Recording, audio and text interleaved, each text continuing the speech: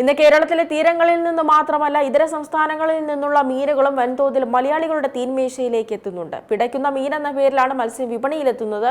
എന്നാൽ ഇക്കൂട്ടത്തിൽ പഴകിയതും ഫോർമലിൻ ചേർത്തതുമായ മത്സ്യവും ഉണ്ടെന്നാണ് കണ്ടെത്തൽ. മീൻ കഴിച്ചതിനെ തുടർന്നുണ്ടായ ഭക്ഷ്യവിഷബാധയെ തുടർന്ന് നിരവധി പേർ വിവിധ ആശുപത്രികളിൽ ചികിത്സയിലാണ്. കേരളത്തിൽ കാലാവസ്ഥ അനുകൂലമായതോടെ സാധാരണക്കാരെ വലച്ച മത്സ്യവിലയ്ക്ക് വിപണിയിൽ ആശ്വാസ വിലയാണിപ്പോൾ ഉള്ളത്. ട്രോളിംഗ് നിരോധനം തുടരുന്നുണ്ടെങ്കിലും തീരക്കടലിൽ നിന്ന് വലിയ തോതിൽ മത്സ്യം ലഭിക്കുന്നതാണ് ഇപ്പോൾ വിലക്കുറവിനുള്ള കാരണം.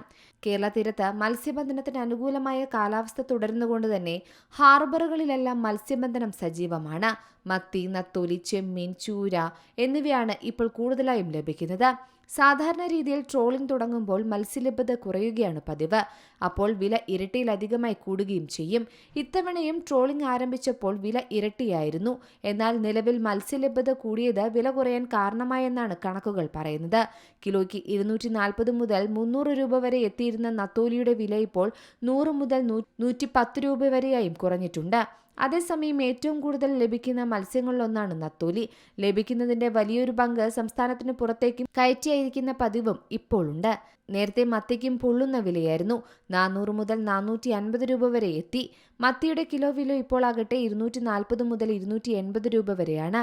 വിപണിയിൽ വലിപ്പമേറിയ മത്തിയാണ് ഇപ്പോൾ കൂടുതലായി ലഭിക്കുന്നത്. ചൂരയുടെ വിലയിലും കുറവ് രേഖപ്പെടുത്തി. കിലോയ്ക്ക് 440 മുതൽ 450 രൂപ എത്തിയിരുന്ന ചൂര ഇപ്പോൾ 180 മുതൽ 200 രൂപ വരെയാണ് ഈടാക്കുന്നത്. ചെറിയ ചെമ്മീനാകട്ടെ കിലോയ്ക്ക് 250 മുതൽ 300 രൂപ നിരക്കിലും വിപണിയിൽ ലഭ്യമാണ്. ആവോലി, അയക്കൂറ തുടങ്ങിയ മത്സ്യങ്ങൾക്കെല്ലാം നല്ല വിലക്കുറവാണ് ഉള്ളത്. എന്നാൽ മീൻകറി കഴിച്ചവർക്ക് വയറുവേദന, പൊരിച്ച മീൻ കഴിച്ചവർ ഗുരുതരാവസ്ഥയിൽ, പച്ചമീൻ കഴിച്ച പൂച്ച ചത്തു, മായം ചേർത്ത മീൻ പിടിച്ചെടുത്തു എന്നുള്ള വാർത്തകളും ഇപ്പോൾ കേരളത്തിൽ സജീവമാണ്. കാരണം മലയാളികളിൽ നല്ലൊരു ശതമാനത്തിന്റെയും പ്രിയ ഭക്ഷണമായ മീനിനെ കുറിച്ച് ഞെട്ടിക്കുന്ന റിപ്പോർട്ടുകളും പുറത്തു വരുന്നുണ്ട്. വില കൂടിയിട്ടും കുറഞ്ഞിട്ടും മീനില്ലാത്ത ഒരു ദിവസം മലയാളികൾക്ക് ചിന്തിക്കാൻ പോലും പറ്റില്ല. കേരളത്തിലെ തീരങ്ങളിൽ നിന്നും മാത്രമല്ല ഇതര സംസ്ഥാനങ്ങളിൽ നിന്നും മീനുകൾ വൻതോതിലാണ് മലയാളികളുടെ തീൻമേശയിലേക്ക് എത്തുന്നത്. പ്രത്യേകിച്ച് തമിഴ്നാട്, ആന്ധ്ര, കർണാടക, ഗുജറാത്ത് തുടങ്ങിയ സംസ്ഥാനങ്ങളിൽ നിന്നും കൂടുതലായി മീൻ എത്തുന്നുണ്ട്. ഈ സ്ഥലങ്ങളിൽ നിന്നും ഐസിട്ട് സംഭരിക്കുന്ന മീനുകളാണ് മത്സ്യലഭ്യത കുറഞ്ഞ ജില്ലകൾ ലക്ഷ്യമാക്കി അതിർത്തി കടന്നെത്തുന്നത്. മീൻ ചെയ്യാതിരിക്കാൻ 1 കിലോ മീനിന് 1 കിലോ ഐസെങ്കിലും വേണമെന്നാണ് ഭക്ഷ്യസുരക്ഷാ വകുപ്പ് പറയുന്നത്.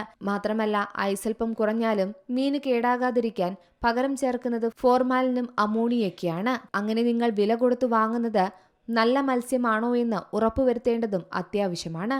News desk G Malayalam news. ഏറ്റവും പുതിയ വാർത്തകളും വിശേഷങ്ങളും വിരൽ തുമ്പിലറിയാൻ ജി മലയാളം ന്യൂസ് എല്ലാ ഡിജിറ്റൽ പ്ലാറ്റ്ഫോമുകളിലും ലഭ്യം.